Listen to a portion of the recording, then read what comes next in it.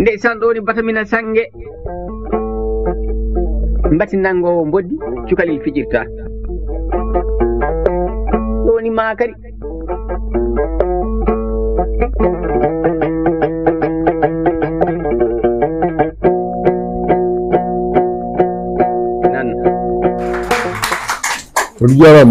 Vraiment, c'est avec beaucoup de pincement au cœur que j'interromps Tokora. Je vais faire deux choses avant une petite pause. C'est d'abord résumer en Wolof comme c'est promis, parce qu'il y a dans la salle des personnes qui ne parlent pas un mot de français et qui font part de l'histoire générale, et peut-être parmi même ceux qui nous écoutent. Aboubakar li mu njëkk a def dafa ni bokkoon na ci ñi doon càmbar benn liggéey bi tax mu bind téere bi moom sax moo jiite woon moom moo doon ki nga xam ni moom mooy sëriñu ki doon bind kooku waxul turam waaye man mën naa ni wax nee na Burkina la bi ngi tudd Yoporeka ko Somé man ni bokkoon naa ci ñi nga xam ni ñoo doon càmbar itam liggéey bi ndax moom moo ci boole woon xam nga université bu ñuy def yow mi jiite liggéey bi du yow yaay jiite waxtaan wi bon li muy wax maa ngi firnde di lu am la moom nee na ci liggéey boobu ndongali bu doon wax ci mbirum maat maanaam mbirum caytu bu rafet bu mucc ayib ndongo loolu dafa ni moom si sunu maam yi fa ñu nekkoon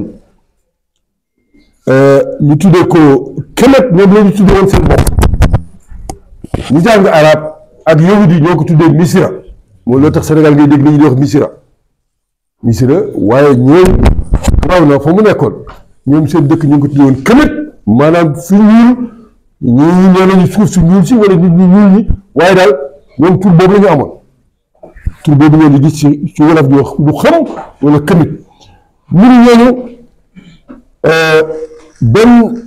benn ak làmmiñ comme fépp dafa amoon xuloo xeex am coxarte am xare am dee am jaam am jënd ak jaay ñaas nit xeex loolu amoon na fa moom loolu la wane téere bi nag daf ko def ñetti xaaj bu njëkk bi dafa wane cuqali yi amoon foofu wax naa ko ñaareel bi muy leeral bi mu indi bu nga xam ni fi ñuy wax man Afrique laa koy tuddee roqee souvent mu tooñ ma ndaxte Afrique mooy pàcc ci àdduna te baat bi tekkiwul dara dul pàcc bi ci àdduna fi nga xam ni naaj wi ak ndox dafa bare loolu la tekki Afrique bu ñu koy dégg ñu ba yaakaar nañu dañ ko jéggaani waaye tur bi ku dégg wolof xam lan mooy aafara daa xam lan mooy ndox loolu tur bi ñoom loolu lañ tuddi woon seen dëkk te Malick Ndoye bi nekk fii xam na ni ñi doon gëstu dañu woon doomu àddama li tax mu ji ci àddina daf fekk mu am ndox ak naaj ñoom loolu lañ ci wax ñi nga xam dañu doon gëstu loolu la ñu gis lu tax Afrique ñu ni fii la àdduna soso doomu aadama fii la jëkk Aboubacar nag wane na ni ci Afrique am na yeneen yu feeñ ñetteel bi nag ñetteelu pàcc bi dafa toj leeral li tax niroo am lu tax bokkin am ñu nag waa faral loolu la leeral léegi nag man bala may jox kàddu gi dafa am lu ma ciy yokk rek ndaxte Aboubacry en français je dis que l'introduction c'est qu'il a pris un sujet extrêmement important. Le sujet est brûlant. Surtout nous, on nous accuse souvent d'être, surtout ceux qui font histoire ancienne, là, d'être nostalgiques, des passéistes, des nombrilistes. Surtout quand on s'occupe de l'Antiquité, de l'Égypte. On dit que vraiment on est fiers. Non, Aboubacry a été courageux de prendre un sujet comme ça. Il a fait preuve de courage, d'éthique, car le sujet, je l'ai dit, est brûlant. J'avoue que quand on s'est réunis au niveau de l'histoire générale pour préparer les séances, comme on le fait, j'avais suggéré qu'on parle esclavage hier, aujourd'hui et demain. Nous dit non, on va se concentrer sur ça. Donc, c'est une invitation pour qu'on se concentre surtout sur ça, car si on devait parler de tout le sujet, voilà quelques documents pour montrer que le débat, même si aujourd'hui, si on devait c'est une semaine, on ne va pas l'éprouver. Ça, c'est l'esclavage depuis 5000 ans. Ça, on va y revenir. C'est lui qui a écrit un livre sur la question, ce que Abou Bakri a souligné. Je vais y revenir. Les collègues du département d'histoire savent que Mbaye Dièye a consacré toute sa vie à cela. Voilà des livres. Ça, c'est les mélanges. On va y revenir. Mais c'est pour dire qu'on ne va pas insister. Ça, c'est l'esclavage dans le monde arabe. Ça, c'est vraiment un journaliste qui a vraiment fait un grand fracas en disant quand les Noirs avaient des esclaves blancs. Lui, il a travaillé à partir de l'Empire du Mali, quand des esclaves blancs étaient vendus en Afrique et que les Noirs les achetaient. Donc, le sujet, on ne peut pas parler de tout ça, donc on va faire un focus. Alors, maintenant, pour le focus, Abou Bakri, mes questions sont les suivantes. Premièrement, les linguistes, vous avez la parole, il y a beaucoup de choses très intéressantes. Les juristes, les problèmes de justice, de complexe, les problèmes d'anthropologie physique, on pourra y revenir. Tant que l'Ochonop, Bakanbat, Bedgeni, tout ça, c'est dans le livre. Ceux qui voudront intervenir. L'histoire de polysémie, les mots et leur sens, il a raison. Je crois que les Mandingues prendront la parole, les Wolof. Je prends l'exemple de Djam. Je l'ai dit dans le mélange en Bédé. Djam est un mot, je pense même qu'il ne s'agit pas de polysémie. Il faut trouver un autre mot. Est-ce que c'est ambisémie? Ça va avoir deux sens. Même Maï Djamou, c'est mon doomu Nijaay. Mais Djam, Bini Wach, Badbi, Sopikoul. Quand on a vendu aux Amériques, c'est le même mot. Donc, Abou Bakri a raison, c'est un mot sur lequel il faut dire Djam. Même si mon Nijaay, du côté yéré, doomam te xotti lu ma yére man sama jaamu mais tam am na ay jaam si sama côté baay jaam boobu ak jaam bi ñuy dóor ndax benn la ak lu tax Abou Bakri moom complexité man de ci wolof dafa am lu nga xam ni jaaxal na ma lu tax itam jàmm lu mu tekki ak ndax jaam ak jàmm am na ndax wolof dafa ni rengoo ñu baadoolo mooy siim cerey buur ndax jaam yi ñoo tax waa ji nga xam ne day toog noos nekk si jàmm loolu itam il faut que yéen ngeen wax ci lu ngeen xalaat baat yooyu lu tax ñu niiroo bon Abou Bakri je pense que là aussi tu pourras nous répondre et je termine je pense que tu as bien fait de parler de Traoré et de son livre mais ma dernière question et ça intéresse aussi les étudiants qui font égyptologie. C'est le cas des personnages comme Moïse. Ak même yonent Yàlla Yusufa ñi jàng alxuraan jàng tawret Moussa est-ce que du woon nit ku ñuul parce que dañuy moom ci kër Firawna la juddoo doomu Firawna moo ko yar Firawna lu tax Moussa parce que texte égyptien yi dañuy wane ni les rebelles ak les étrangers yenn saa yi Firawna daf leen doon dóor est-ce que ces problèmes du ay métissage ci biir famille bi ñu koy nëbb doomu Firawna nee nañu moom moo yar Moussa waaw est-ce que jaam mënoo nekk ci kër dem ba nekk buur ñu koy jox trésor bi mu nekk ministre des finances yonent Yàlla Youssouf yooyu il faut que ñu dellu si ndax loolu tax historiens yi il faut que ñu xoolaat ñun war ñu bokk tubaab yi ni ñu doon jàngee mbir yi tubaab yi ni ñu ko doon jàngee ak ñun ni ñu ko jàngee yonent Yàlla Moussa daal defe naa il faut nga dellu si waat ci parce que ku dem ba ci Égypte nekk fa am armée di xeex ak kii ñu ni way yàlla dem na fa yóbbaale na ay junni nit te kooku bu ñu yaree ci biir kër Firawna mais jàngee ji doy na waar de est-ce que moom yooyu daal bu Aboubacar dama bëgg nga dellu ci ak yéen ma yem foofu ndaxte nag du man su ma bëggee wax du sotti léegi damay ñaan ñu jël 5 minutes wala pour que ñu jox ma liste ñi intervenir yëpp bu boobaa ñu jox ñi jox fii ak ñi jox fële su ngeen marqué parce que dafa am journaliste yi yu bëgg waxtaan tuuti waa RTS xam nañ fi nekk Aboubacry bu ma lay jël 5 minutes rek Aboubacry mu bañ a rek 5 minutes liste bi ñëw su ngeen ci d'accord yi ñu bëgg fudd tuuti xam naa Mamadou Fall laay jëkk bind moom parce que moom comme moom mooy patron bi fii tàllal na loxo donc jox ma liste bi Aboubacry mën nga jël 5 minutes de ñu bëgg fudd leen 5 minutes xam nga nag su ma nee 5 minutes la voilà dafay juróom ñu joxaat ñeneen ñi fii nag en ligne Diouf Ngel xam ngeen ko yàgg nay wax ci affaire bi Mariam Sele Kane Diop mi ngi ci ligne bi yoppo rek sommet moom mi ñu cokkaasoon bu baax nga xam ni mooy ndongoli songoon Aboubacry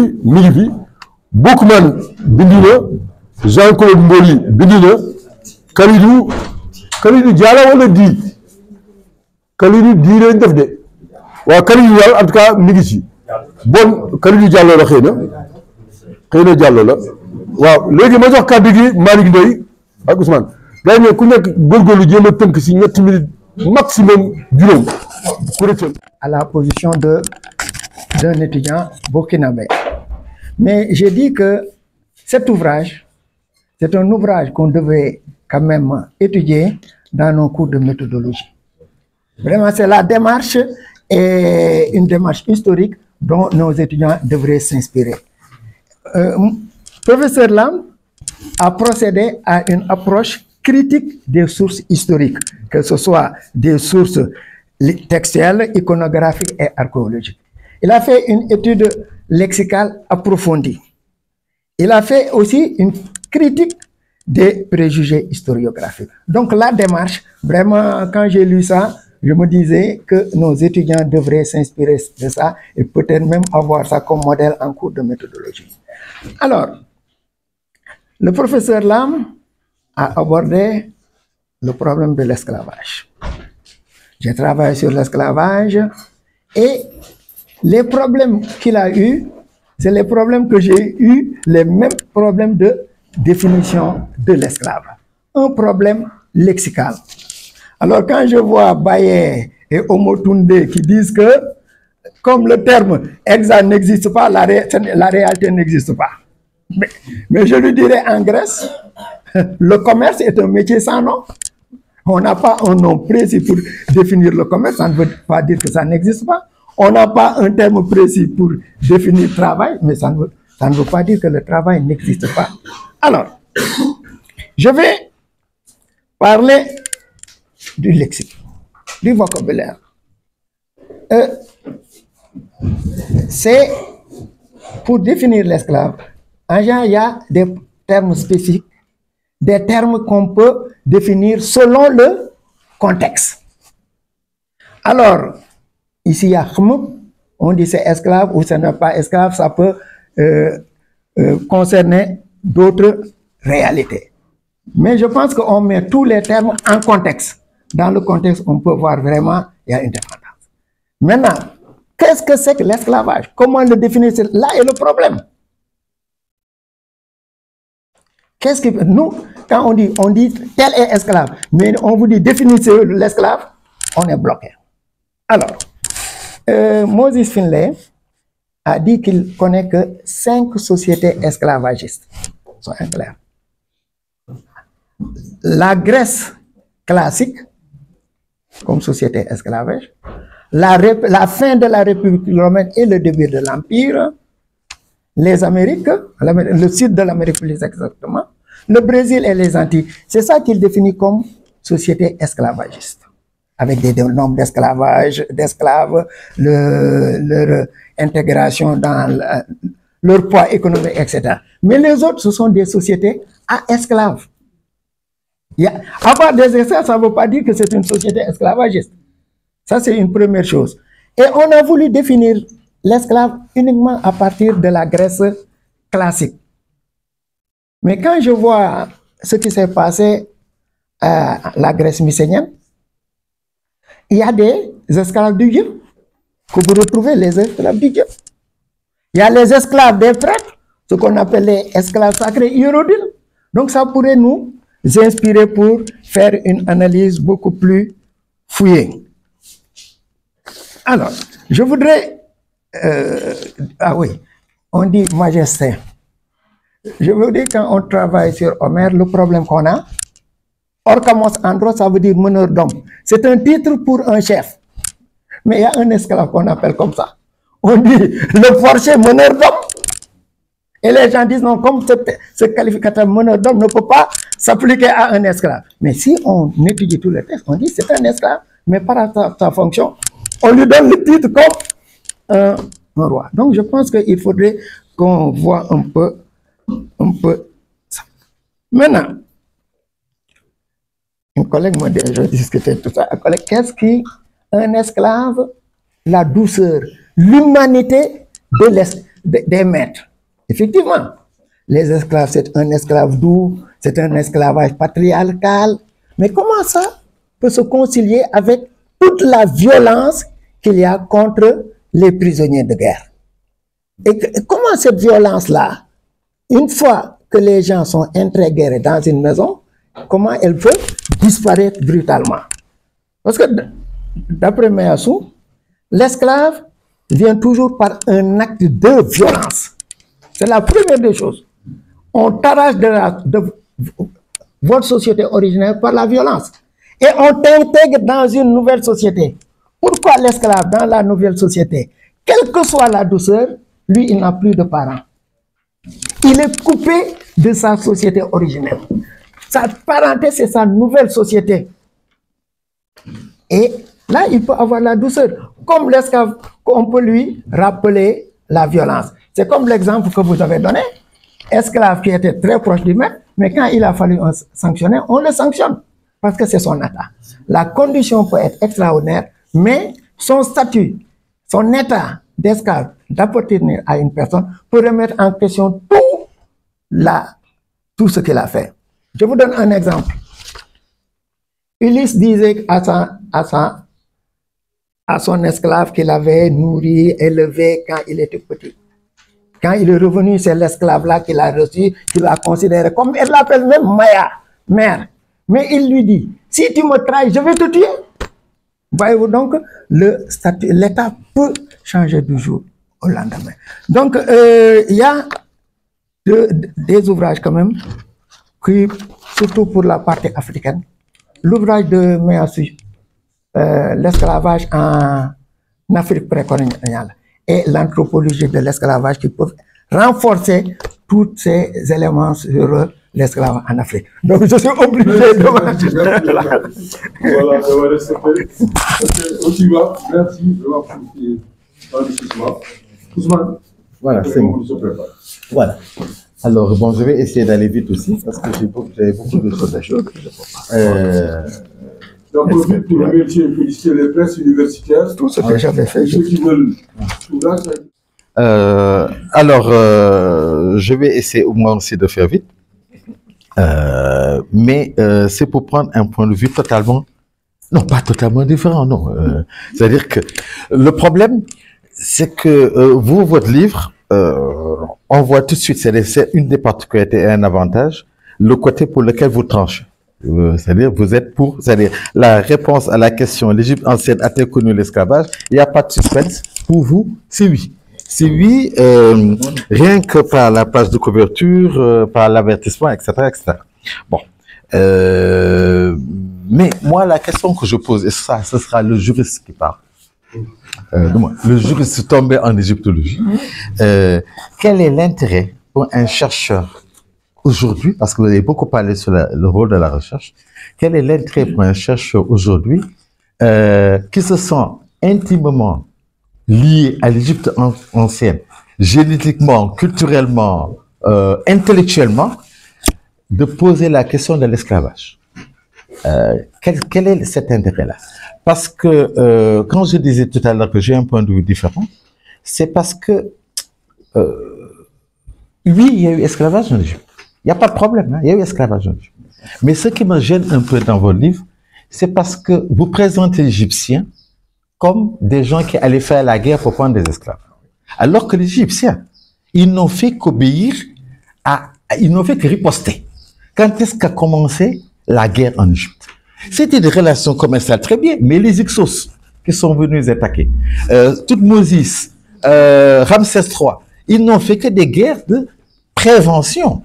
Mais l'objectif n'était pas d'aller chercher des esclaves comme les Kyrites, comme les Romains. Voilà des esclavagistes. C'est pourquoi moi j'ai peur quand vous dites, et là, quelque part, vous avez dit que bon, de toute façon, parce que je crois que votre objectif, vous, c'est de dire, l'Égyptien était comme tout le monde. Il n'y a pas de problème. Alors que quand on parle d'esclavage, est-ce que c'était un régime esclavagiste en tant que mode de production esclavagiste? Parce que bon, on peut être pour, on peut être contre, etc. Mais est-ce que ceux qui ont bâti les pyramides, ceux qui ont fait cette magnifique civilisation, parce que je suis convaincu que c'est nos aïeux, hein, ça, je suis convaincu de ça, mais est-ce qu'ils ont eu besoin de l'esclavage pour faire ça? Non. L'esclavage, effectivement, c'était des prisonniers de guerre, et d'ailleurs, ceux que vous citez, c'est Ramsès II, c'est Ramsès III, c'est des gens qui ont fait face au peuple de la mer. Parce que l'Égypte, c'était comme ce pays, c'est comme si aujourd'hui les États-Unis, le monde entier les attaquait, ils vont riposter, ils vont tenir, parce que les Américains sont très forts, ils vont tenir pendant 1 siècle, 2 siècles, mais après ils vont tomber. C'est évident. Et c'est la même chose pour l'Égypte. Combien de batailles ils ont menées? Ces prisonniers de guerre, effectivement, c'est pourquoi j'ai dit oui, ça se pose même pas. Oui, c'était prisonniers, mais c'était l'étranger, c'était le nard. Et quand je dis nard, c'est ceux qui viennent de la narina, comme vous voyez, hein? C'est pas le nard, mais quand on dit nous, en Wolof Narbi, c'est bien parce que c'est les gens d'Asie occidentale qui étaient les esclaves. Bon, maintenant, il y a eu un changement, quoi. Bon, mais c'était surtout eux, ceux qui ont marqué au fer rouge, parce que moi, il me semble que, peut-être c'est les gens de lettres, vous êtes extrêmement émotifs, parce que quand vous parlez de la violence, on tape dans un sens de qui peut le plus, peut le moins. C'est-à-dire que ceux qui peuvent couper des mains, couper des phallus, ben, à plus forte raison, ils font de l'esclavage. Mais, Cheikh le dit, Cheikh Anta Diop, ainsi que Pirenne, et vous les citez. C'est-à-dire que votre ouvrage, moi, j'en ai un peu peur, mais peur entre guillemets. C'est-à-dire, il y a tout dedans. Il y a tout. C'est très bien référencé, mais on n'a pas la même approche des choses. Parce que les marques au fer rouge, effectivement, il ne faut pas qu'ils fuient. Parce qu'il y avait des Blancs en Égypte. Vous avez parlé de la trahison de ces... Alors quand je dis blanc, noir, hein, c'est pas du racisme, hein, c'est juste pour... Bon, on a vu. Parce que moi, quand je parle de régime esclavagiste, c'est-à-dire, c'est ça qui doit intéresser le chercheur africain, c'est qu'aujourd'hui, j'ai dit tout à l'heure que bon, est-ce que ceux qui ont bâti les pyramides, ceux qui ont fait cette magnifique civilisation, utiliser l'esclavage? Non, parce que c'est pas un régime esclavagiste, comme la Grèce, Rome, etc. Bon, oui, bon, bien Rome si vous voulez, parce que Rome quand même comparait l'Égyptien à Rome, parce que quelque part vous allez jusqu'à dire que les Romains, bon vous ne le dites pas, mais vous citez quelqu'un avec approbation, que les Romains même auraient emprunté des techniques de coercition d'Égyptiens. La société la plus esclavagiste au monde, c'est Rome. Ces gens, effectivement, eux, c'est des esclavagistes. L'idée, c'est, ce que je voulais poser tout à l'heure, c'est que c'est un modèle. Moi, la mondialisation, elle ne commence pas en 1990, 91. Elle commence en moins 525 avant Jésus-Christ, parce qu'il y avait vraiment des modèles différents. L'Égyptien ne pensait pas comme les autres. Il n'esclavagisait pas. Bien sûr, il y a l'esclavage domestique. Voilà. Si on restait simplement dans ça existe ou ça n'existe pas, non. C'est, je crois, poser le problème comme est-ce que l'esclavage est un mode de production? Et à partir de ce moment, dire. Bon, malheureusement, il y a 2 minutes. Non. Ce que je ne peux pas tout dire, il y a pour le côté linguistique, parce que ça, je ne peux pas le manquer. J'enlève le bac, mais pour prendre pour Ham. Cheikh Anta Diop dit que c'est Ham. Il dit que c'est Ham. Bon, mais ça, c'est juste pour dire qu'on peut aller plus loin. Mais encore une fois, monsieur Lam, vous en faites un pilote. Quelque chose qu'on fiche. Moi, je suis pas très jeune. Je suis même pas jeune, je suis vieux. Mais je me rappelle que ce déterminatif-là, du moins, le militaire que vous utilisez, le U-36, le militaire que vous utilisez, le HAM, il me fait penser au tapangé. Le tapangé, c'est-à-dire ça à quoi on tape. Oui, tapaka. Je crois que c'est le poulet qui dit tapaka. Tapaka, voilà. Parce que taparka, voilà. C'est-à-dire ceux qu'on utilise, qu'il n'y avait pas à les faire repasser. Bon. Et ça, quand vous dites que c'est hum, huma et tout, d'abord, si c'est un taparka, c'est pas quelque chose qu'on fiche, mais le doyen Patégagne disait que quand on fait le técrou vient de... Pour vous dire comment je fais très attention. Le court, le pilon, parce qu'un pilon quand même, il a deux bouts arrondis. Bon, là, c'est un bâton de foulon, c'est un battoir ou bien quelque chose avec lequel on utilise. Donc, il montre une tâche domestique. Et quand je disais Patégagne, Pierre, son âme, disait qu'on prend le cours là, de Coco qui expliquait técrou. Quand je suis allé à Karnak, et j'ai vu Técrou, possession africaine de Menefta, je dis, il faut faire très attention. Parce que, comme Dakar, il y a Dakar aussi là-bas. Dakar, on en a parlé beaucoup. On me disait Dakar, ça vient de Dakar, ça vient de Kraou, ça vient de... même les Maliens disent que ça vient de Dahar, la Porsche, pour dire que, bon, avec l'Empire de Mali, c'était Dakar. Bon, ouais, on dit, tu vois. Bon, tout ça, et quand j'ai vu Dakar, là-bas, Técrou, j'ai dit, donc, il faut faire très attention. Parce que moi, je croyais en deux coucours, hein, Técrou. Bon. Là, tu vois, Al-Oumma aussi, hein, vous dites que ça veut dire attacher, et ça, c'est la dernière chose, je t'assure. Vous faites les hiéroglyphes, vous lisez, bon, je crois comme moi, mais donc, vous voyez, si c'était attaché à, parce que vous faites du verbe. Alors, il faut savoir si c'est un verbe d'ailleurs attaché. Bon, admettons que c'est attaché. Attaché à, c'est un participe imperfectif passif. Donc normalement, le ou doit être toujours. Donc ça devait être ou. Mais ça, je crois qu'on va continuer ensemble.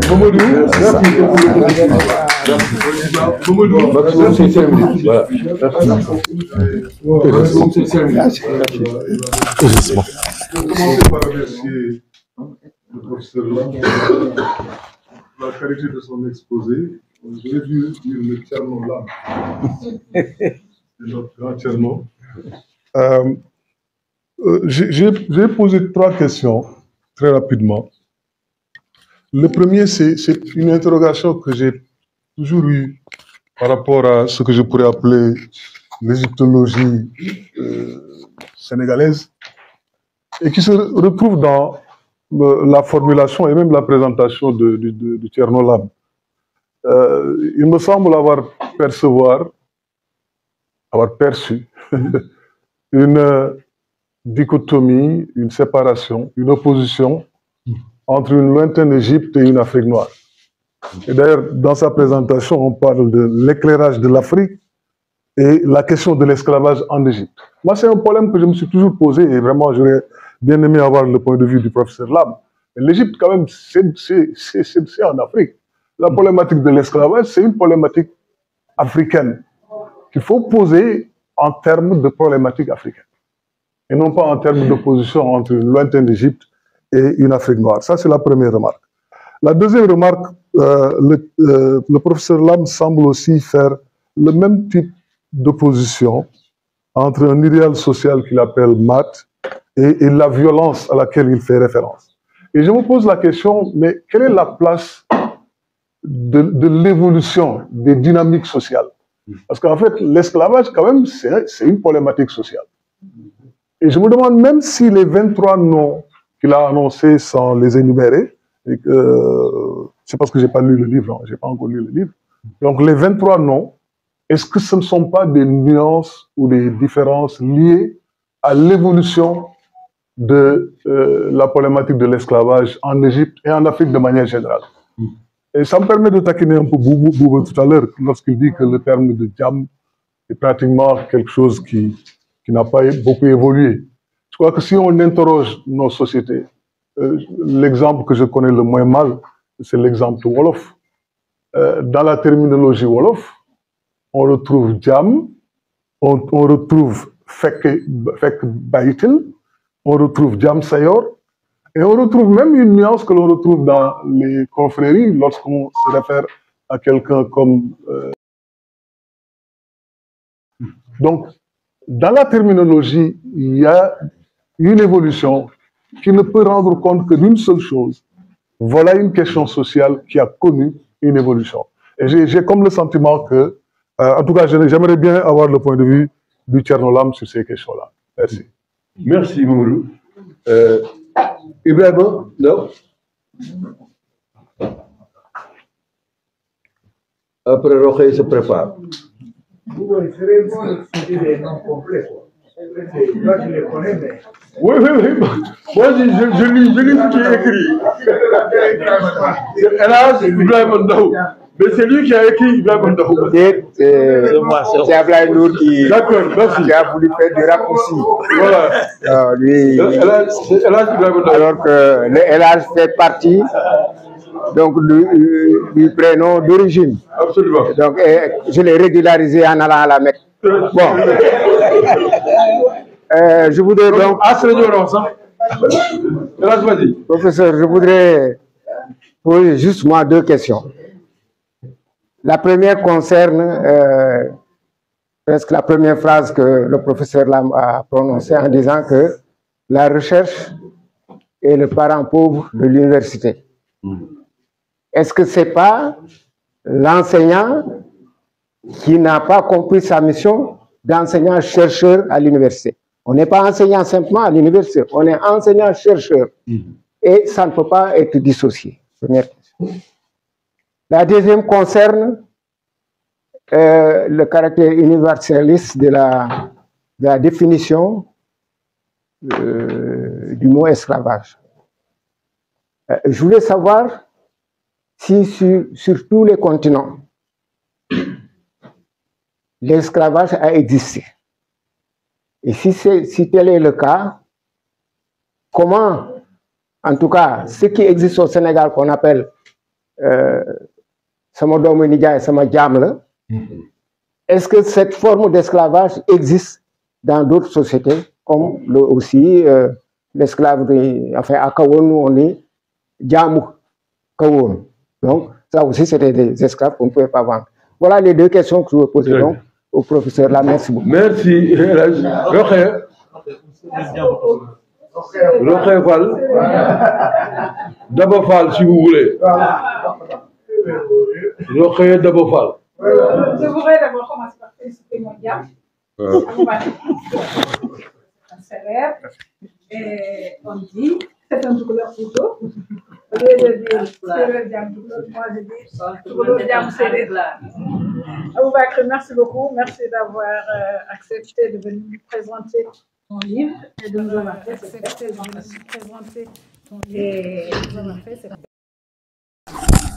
Et l'Égypte avait bien connu l'esclavage. C'est bon. Maintenant, moi, ce qui m'intéresse, comment glisser pour arriver jusqu'ici chez nous, en fait. Je ne fais pas la dichotomie entre Égypte, Afrique et le reste de l'Afrique. Pour moi, l'Égypte, c'est l'Afrique aussi. Mais tu as utilisé des éléments que tu retrouves dans ces sociétés sénégambiennes pour essayer d'éclairer un peu et d'argumenter le fait que tu dises qu'il y avait de l'esclavage. Moi, je voudrais savoir, parce que tu as pris l'exemple de la société Halpulaar. Tu as parlé de Oumar, c'est esclave. Oumara, c'est maître. Mais chez les Sérères, c'est attaché. Oui, vous l'avez pris chez moi. C'est attaché. Il y a des Sérères qui sont beaucoup plus férus que moi dans la langue sérère dans la salle. Je pense qu'ils essaieront d'expliquer. Est-ce que dans la langue sérère, il y a un terme désignant esclave ou qu'on pourrait tirer de attaché, comme tu as essayé de le faire dans la langue pulaar? Parce que, à mon sens, chez les Sérères, l'esclave, c'est Pad. L'esclave, c'est Pad. Il y a évidemment les esclaves de case, les esclaves qu'on pourrait vendre. Dans la société Wolof, maintenant, nous avons des esclaves. Et Bouba, quand tu dis Mrangonyo Badolo, Moïsim Tcherebour, ça ce n'est pas les esclaves là. Mrangonyo Badolo, Moïsim Tcherebour, c'est récent, ça vient de la société Tchèdo, quand l'aristocratie militaire est arrivée et quand a commencé vraiment Bougolou Badolo, comme on dit. Parce que moi, il y a un monsieur qui a dit, mais parce que j'ai essayé de voir un peu, de lui demander quelle était la situation des Badolo dans ces anciens royaumes sénégambiens. Il m'a dit, ah, Djambousi ou des Mogan Badolo. Badolo mom Djambousi ou Kogan. Mais ça, c'est une situation qu'on retrouve au 19e siècle, par exemple, ou bien à partir du 18e siècle. Pour dire que donc, cette assertion dont tu parlais, ça ne concerne pas les Djam. Les Djam, on les appelle Djam dans la société Wolof. Mais est-ce que ça a la même signification que quand on dit esclave? Je ne sais pas, je pose la question. Parce que pour moi plutôt, esclave dans la société africaine, dans la société sénégambienne plutôt, le Djam c'est un captif. Donc, à mon sens, c'est quelqu'un qui est arrivé avant la traite négrière. Hein? C'est quelqu'un qui est arrivé dans la société, un étranger qui est intégré dans la société parce qu'il y a eu un conflit opposant sa société à celle qui a vaincu sa société. Et il est arrivé dans cette société. On l'y a intégré avec le statut de Djam. Mais tant qu'il est dans cette société-là, il peut, avec l'avènement de la traite négrière, il peut être vendu. Mais dès l'instant où, au sein de cette société qu'il a accueillie ou qu'il a intégrée, dès l'instant où il se marie dans cette société, les enfants issus de ce mariage-là ne pourront jamais être vendus. Ce sont des Djam du tout. Ils sont nés dans cette société, ce qu'on appelait les esclaves de case. Mais, le mais, c'est que ils ont la macule servile. Cette macule servile qui entache ces esclaves, à l'origine esclaves de case, qui sont nés dans la case du maître, qui ne peuvent pas être vendus, dont les enfants continuent à avoir le titre, à porter le statut d'esclave. C'est ce qui, de nos jours, il y a dans cette société sénégalaise, ici, je peux dire, il y a des esclaves, mais c'est des esclaves sans maître. On en a dans notre société actuelle. Ce qui diffère de la société qui est à côté de la tienne, au niveau des Halpulaar. Et on n'en a pas parlé, il y a des esclaves là-bas, qu'en est-il? Je ne sais pas. Bon, ce n'était pas l'objet peut-être, mais je pense qu'on doit pouvoir en parler ici. Autre chose que tu as essayé, je pense, de faire le parallèle, de faire l'éclairage à partir de la Sénégambie, c'est quand on parle des Fektil Bayi, dont Mamadou a parlé tout de suite. Les Fektil Bayi, c'est quoi? Les Fektil Bayi, c'est les esclaves de la couronne. Ce sont des esclaves que la société était chargée d'affecter à la protection de l'État, du royaume. Quand l'aristocratie militaire a pris le pouvoir, ces esclaves, progressivement, sont devenus des esclaves qu'on trouve ici, le souverain qui est élu. Parce que le souverain était élu. Les trouve ici et il les y laisse. Hein. On ne les vend pas et ils sont chargés de défendre le royaume. Et progressivement, avec la traite négrière, les souverains tels que la Soukabe et autres ont essayé de court-circuiter la chose en donnant du pouvoir à leurs propres esclaves. Ça, ce sont eux qu'on a appelés les Djam Géej, qui vont progressivement supplanter les Fektil Bayi. Donc, il y a évolution dans ces sociétés-là. Donc, j'en parle tout simplement parce que, bon, ces esclaves, quand même, étaient, comment dire, dans le maniement des armes. Ils étaient quand même très forts dans le maniement des armes. C'était les militaires dont vous avez parlé pour les esclaves de l'Égypte. Voilà, je pense que je peux m'arrêter là. Je suis avec le PAGP de révolution sur le point de Diam.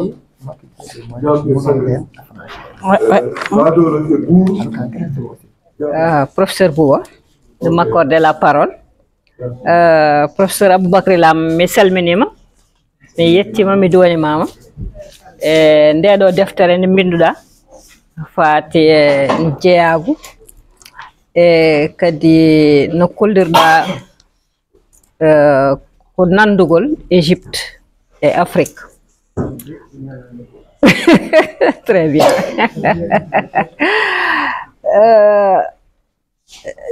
Je le remercie de son livre et de la thématique, comme disait Bouba, qui est très brûlante, qu'il a traité. Et comme disait M. Ousmane, dans Bouba, le président de séance n'a pas dit le nom, parce que comme il disait, on ne connaît pas tout le monde, on aimerait bien avoir les noms et les prénoms des gens. Voilà. Comme disait M. Ousmane Nia, ou bien M. Fall, professeur Fall, il y a une tendance persistante à faire une dichotomie entre l'Égypte et l'Afrique.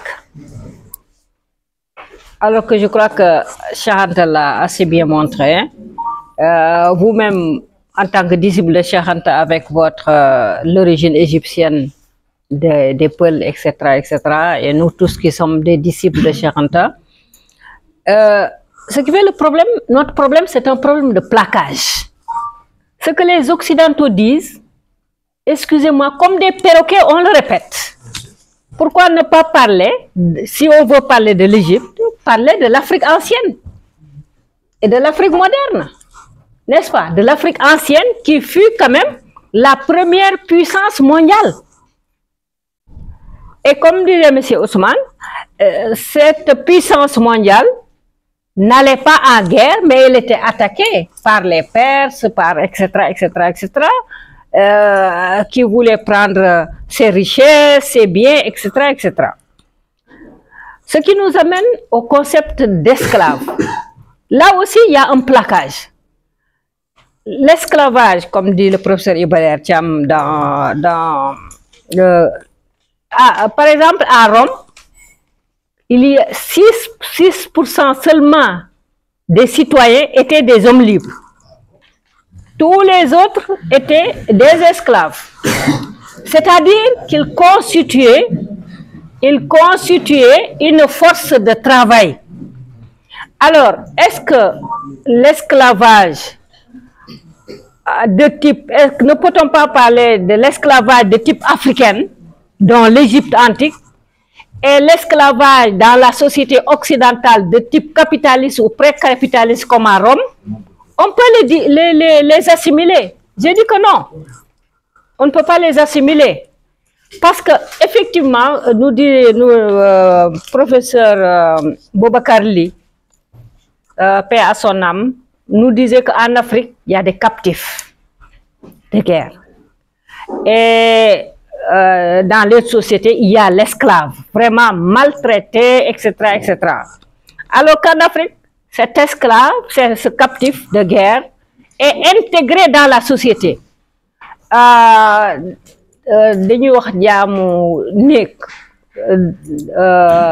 C'est-à-dire, c'est presque maternel et paternel. Et Cheikh Anta Diop démontre quelque part pourquoi cette catégorie qu'on pense être opprimée ne pouvait pas faire la révolution, parce que justement, elle était intégrée. Donc, il y a cette catégorie qui est ce type d'esclave, mais avec une humanisation africaine.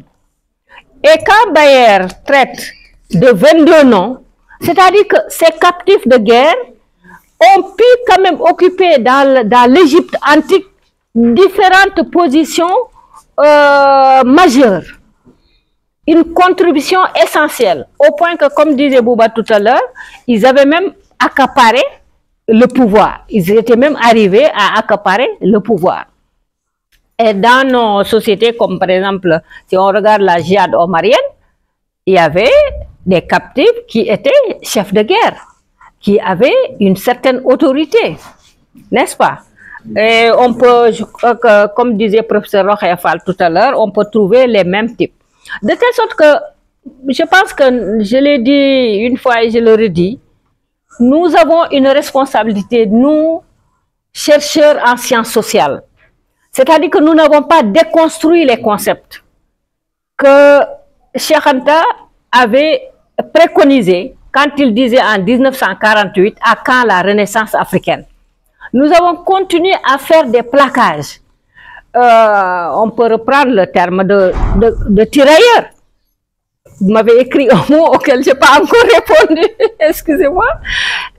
C'est cette catégorie que la colonisation a essayé d'utiliser avec le décret de Napoléon en 1873, qui était appelé les laptos, etc., etc.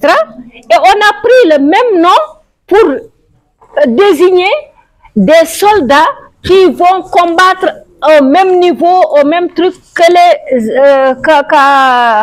les Européens ou les Américains. Mais on parlera de l'armée américaine, de l'armée européenne, mais on dira les tirailleurs sénégalais. Pourquoi ne pas parler de l'armée africaine, qui est composée autant des Ouest-Africains que des Nord-Africains, de continuer d'utiliser ce concept péjoratif. De telle sorte que pour moi, je pencherai plus pour la thèse qu'il n'y a pas d'esclavage en Égypte. Il y a eu des captifs qui ont été utilisés, qui sont arrivés à des positions stratégiquement de force, et on doit déconstruire, parler de captifs de guerre et non pas d'esclaves, à mon humble avis. Je vous remercie. Alors, ceux qui sont allés, c'est Diouf vient qui parle de culture wolof et sérère. Pour l'écouter, parce que là, on a tout à l'heure évoqué le cas des sérères. Vas-y. Ce sont des humanités qui, par des mouvements migratoires, se retrouvent au Nil. Des mouvements migratoires qui ont suivi le bassin hydrographique des cours d'eau qui se déversaient dans le Nil. Et arrivés en Égypte, à partir de notre hinterland continental, ces humanités ont créé la civilisation pharaonique. Une civilisation qui a été structurée. Donc, nous ne pouvons pas comparer le terme, le contenu sémantique esclave vécu en milieu de barbarie gréco-romain et ce même concept en terre africaine d'Égypte ancienne. Parce qu'il ne faut pas qu'on tombe dans la farine. On nous dit, par exemple, choc de civilisation. Mais il ne peut pas y avoir de choc de civilisation. Il y a choc entre barbarie et civilisation. Mais pas de choc entre civilisations, parce que les civilisations recherchent l'harmonie. Alors, en terre égyptienne, parce qu'en Égypte, il y avait la math, donc la spiritualité. La spiritualité interdit de donner à la personne humaine une dimension, justement, d'esclave au sens propriété. L'esclave, donc la personne humaine ne peut pas être la propriété d'une autre personne humaine parce que la spiritualité africaine l'interdit. Donc c'est un autre statut qui a été donné à ces individus au sein d'une société appelée, entre guillemets, esclave ou captif. Nous avons une autre dimension, n'est-ce pas, de l'être humain. Donc la spiritualité africaine interdit cela. Contrairement à un milieu barbare gréco-romain, par exemple, où il y avait justement un statut d'infériorité. On a même stigmatisé les Européens de sorte que jusqu'à nos jours, il y a des termes qui restent. Quand on dit the slaves en Europe, ça émane de concepts anciens d'esclaves. Il y a même un pays qui s'appelle Slovaquie, slave. Donc ils ont gardé toujours ce concept, alors qu'en Afrique, on n'a pas un siège linguistique d'un quelconque territoire et d'un quelconque patronyme qui renvoie au statut d'esclave. Je vous remercie. Merci beaucoup. Mariam Elikan Diop, Et Yoporeka se prépare. Merci beaucoup. Bonjour tout le monde. Je remercie beaucoup le professeur Aboubakry Moussalam, moraux et qualités. Je suis désolée de ne pas être avec vous physiquement, mais j'ai tout suivi et j'ai juste une petite question par rapport à la conférence du professeur Lam. Il a parlé dans la société Poulard d'esclaves qu'on ne pouvait pas vendre. Alors j'aimerais bien qu'il m'édifie beaucoup plus sur ce concept, qui étaient ces esclaves qu'on ne pouvait pas échanger, qu'on ne pouvait pas vendre, et pourquoi leurs conditions faisaient qu'on ne pouvait pas les vendre. Ça, c'est d'un, parce que le propre d'un captif, en réalité, c'était de pouvoir, à un moment donné, l'échanger, en tout cas, dans nous, ce qu'on nous a enseigné de la civilisation gréco-romaine. Deuxièmement, est-ce que nous, dans nos sociétés Halpulaar, on a parlé récemment du livre sur Abdul Bokar Khan et son épopée. Est-ce que nous, dans la société Halpulaar, où on nous dit qu'on a beaucoup encouragé le système esclavagiste à un certain moment, est-ce qu'il pouvait en être autrement? Est-ce que nous, dans nos sociétés Halpulaar ou africaines en général, quand on faisait des guerres et qu'on avait des captifs, on pouvait en faire d'autres choses que des esclaves? Voilà mes deux questions et merci pour cette brillante organisation. Merci, Mariam, pour la précision. Yoporeka, Somé, Yopo, tu as la parole. Bonjour, est-ce que vous m'entendez? Très bien, mon cher. Bonjour, donc je vous salue, tes amis, toutes les personnes qui participent à ou qui assistent à cette conférence. Donc, je remercie le professeur Lam pour plusieurs choses. Il a dit qu'il a dirigé ma thèse, donc je suis Yoporeka, c'est lui dont il a parlé.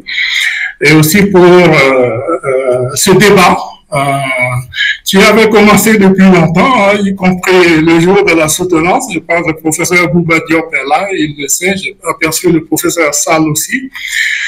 C'est une question, c'est une vraie question. Et quand j'étais en train de préparer cette thèse, j'ai rencontré plusieurs égyptologues, dont le professeur Quirk, qui a fait partie du jury aussi. Et je suis allé le voir à Londres, à University College, c'est là qu'il enseigne.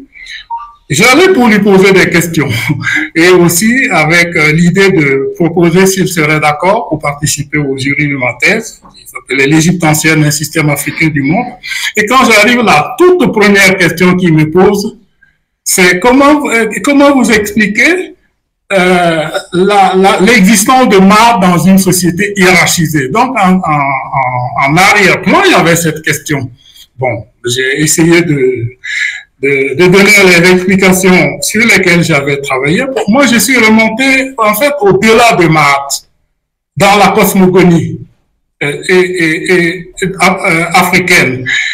Celle qui était écrite, bon, il y en a d'autres que j'ai utilisées, c'est celle de l'Égypte ancienne. Et j'ai essayé de comprendre comment la cosmogonie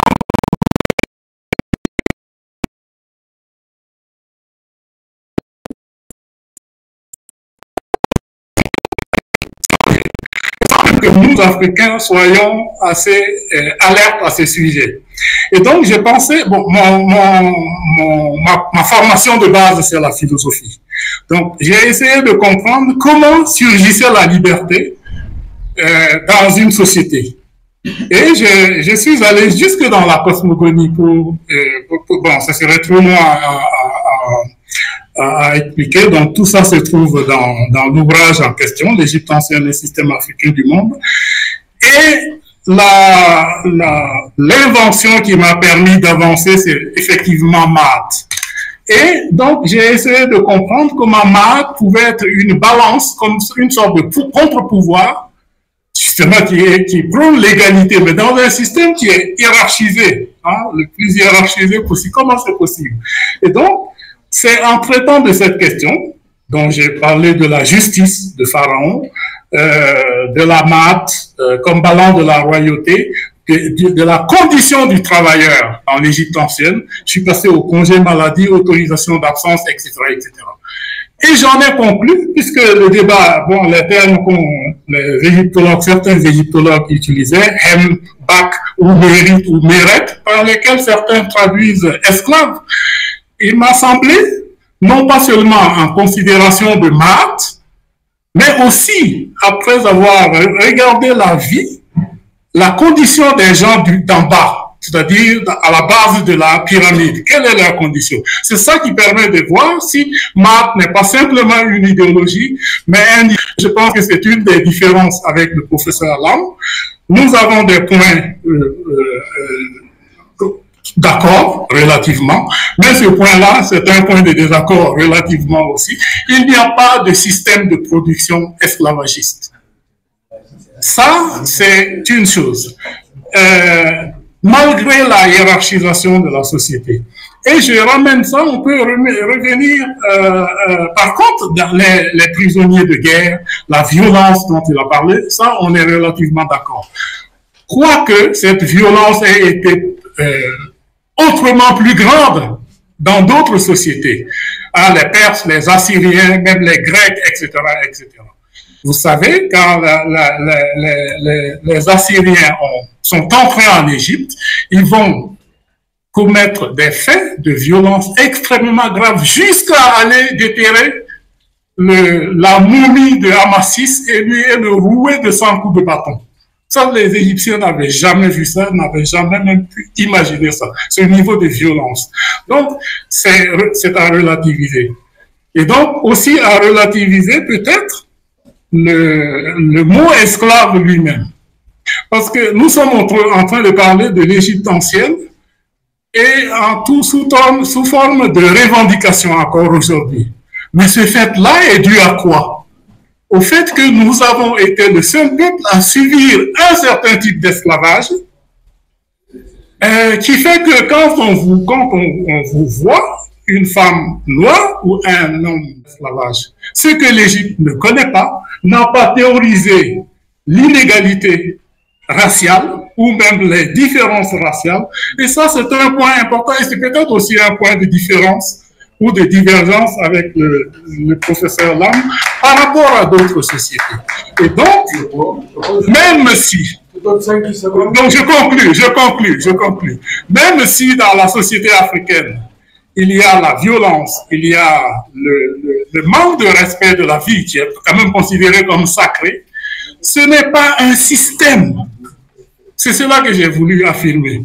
Et donc, voilà, donc je suis heureux qu'il y ait ce débat et qu'il puisse continuer, que nous puissions apporter nos éclairages respectifs. Merci beaucoup. Merci, comme tu es au Kenya, à santé. La santé du Salam. Merci beaucoup et à bientôt.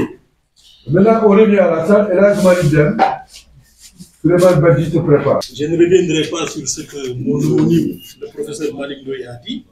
Il a souligné la bonne démarche méthodologique et surtout l'approche critique. Moi, j'ajouterai juste qu'il n'a fait que appliquer le paradigme de Diop à partir du fait singulier pour aboutir au faisceau de faits. Et ça, c'est récent son ouvrage.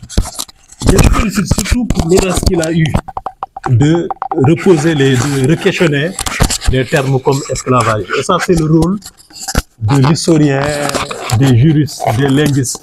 Il y a des termes qui ne reflètent pas la réalité africaine. Comme quand on parle de caste.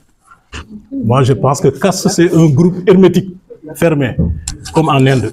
Mais en Afrique, il y a des mariages en caste. Donc, ce terme ne s'applique pas à l'Afrique. Il y a des termes comme la dot. Dans les sociétés indo-européennes, c'est la femme qui apporte la contribution, alors que chez nous, c'est l'inverse. C'est pourquoi je pense que c'est un ouvrage audacieux.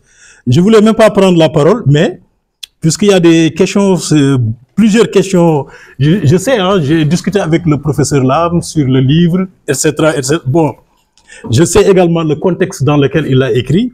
Pour répondre juste la grande interrogation de Mouché Mbaye, quel est l'intérêt pour un égyptologue de parler de l'esclavage? Moi, je pense que c'est important. Quand Cheikh Anta a commencé, on l'avait accusé de chercher des racines glorieuses pour les sociétés africaines. On l'a accusé d'être un idéologue, alors que Cheikh s'était limité aux faits. Nous, en tant qu'Africains, avons-nous le droit de tomber dans les mêmes travers que ce qu'on a combattu. C'est ça, c'est pourquoi on a échangé sur ça. Est-ce qu'il fallait de l'opportunité de cette publication? Et je pense que c'est important parce que même nos étudiants maintenant ont commencé à imiter les activistes. Le professeur Lam a cité de Oumoutoundé. Oumoutoundé n'était pas un égyptologue, paix à son âme. Donc, on a eu ce débat. Est-ce que même Yopo, qui est en ligne, il peut en témoigner? Devons-nous occuper les réseaux sociaux? Parce qu'on a laissé trop de place aux activistes qui parlent de tout et de rien. Les gens parlent de la maths, parce qu'il y avait la maths qu'en Égypte, il n'y avait pas d'esclavage. Je parle sous le contrôle du professeur Bouba Diop. Il y a des centaines et des milliers et des milliers de papyrus sur des crimes d'adultère en Égypte. Où était la maths? Il y a eu combien de milliers de procès de voleurs, de pilleurs de tombes? Où était la maths? Non, je termine. Où était la maths? Non, ma question c'est que j'avais dit à Yopo il y a une année, on était dans ma voiture, c'était au mois de Ramadan. J'ai dit que Yopo, tu vois, j'ai jeûné, nous avons jeûné. Tu vois, le Sénégal, c'est un pays à 95% de musulmans.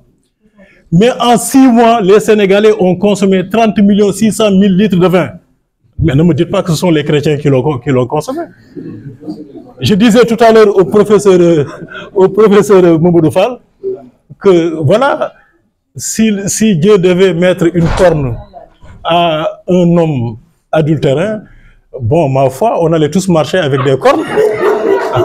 Et pourtant, nous sommes... Alors qu'il y a l'interdit. Hein? Il y a un interdit. Mais quand le professeur Lam a fini le... Moi, je pense que s'il avait... Bon, d'accord, je termine par là. S'il avait mis un chapitre sur les Égyptiens eux-mêmes, qu'est-ce qu'ils ont dit sur la question, ça allait régler le problème. Merci. Et je rappelle que ça ne date pas de Toutmoses. Il y a des textes de Toutmoses. Il a parlé de Sekeren Reta. Mais son fils Ahmosis, qui, lors du retour d'une campagne militaire, dit que j'ai été doté en hémou, esclave au pluriel, et hémout pour mon propre plaisir. Non, je date. Vous avez parlé de... Non, je pense que... Non, c'est Kerendé. Non, c'est pas... Vous confondez beaucoup de choses. Madame, ma cousine en a parlé. Oui, je termine par là. Je vous donnerai des textes de l'Ancien Empire. Maintenant, en 525, c'est la chute de... Bon, d'accord, c'est bon. Nous, on va échanger après.